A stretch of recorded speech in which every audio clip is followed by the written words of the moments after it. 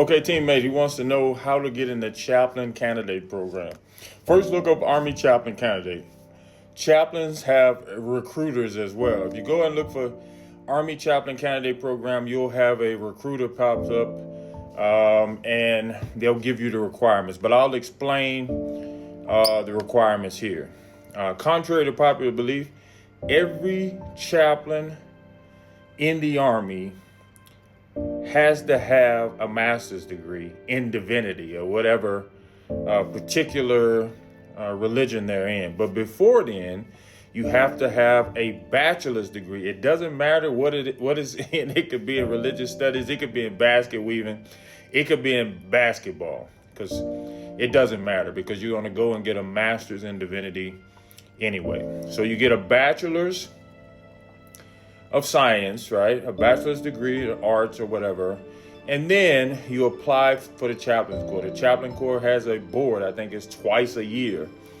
You get a endorsement from your church. It has thousands of endorsers for Christians. It has endorsers for Jewish folks, and the Muslim folks, the Islamic folks have two. We only have two endorsers at this time, two or three.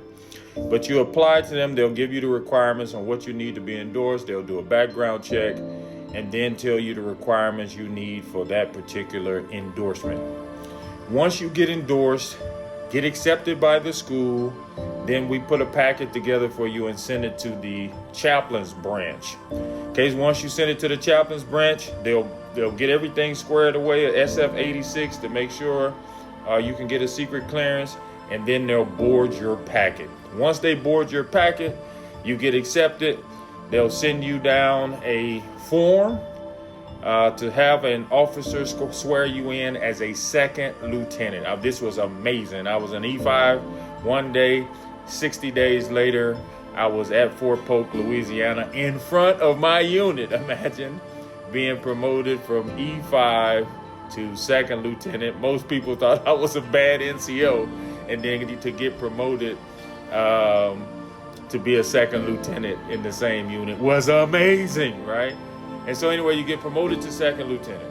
Okay, once you get promoted to second lieutenant, they're going to put you in the inactive reserve. All that means is you'll be in the inactive reserve until you finish your master's in divinity. Whatever your particular field of study is.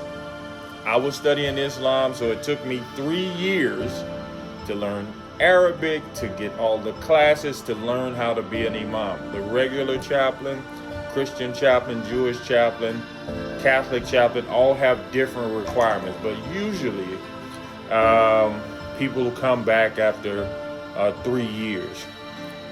All chaplains need 72 credit hours in that master's program, right? Those 72 credit hours are dealing strictly with religion, whatever the particular religion requires.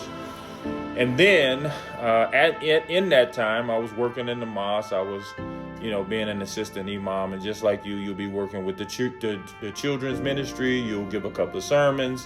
Whatever the requirement is, then you'll get that.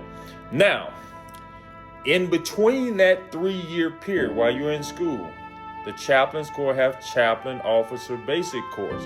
That chaplain officer basic course is 82 days, right? I was a soldier already, so it was a gentleman's course to me. I knew how to wear the uniform.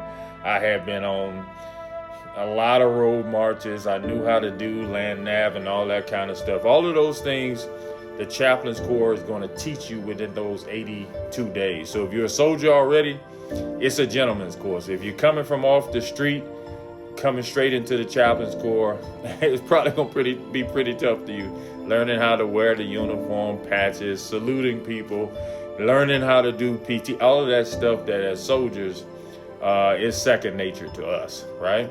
And so there you go. Once you finish the chaplain officer basic course and you have finished your master's in divinity, before you go to active duty, you're going to be promoted to captain, right? If you've done the whole 3 years, which means you're eligible to be the captain. My orders, it was amazing. Like, my orders had captain on it. right? So I didn't have to have a promotion ceremony. The orders already said captain. And I remember going to take the final picture at my graduation. I had my uniform and I had captain bars on there. And some of the people who weren't familiar with the military was saying, you know, I was out of uniform. No, I wasn't out of uniform. I had been promoted to captain. I just didn't have a ceremony. Okay, I hope this helps. I'm in Malaysia right now, as you can see, in a hotel, but I wanted to make sure that I got this video to you. Any questions, I'll make, any videos you guys want. I hope this helps.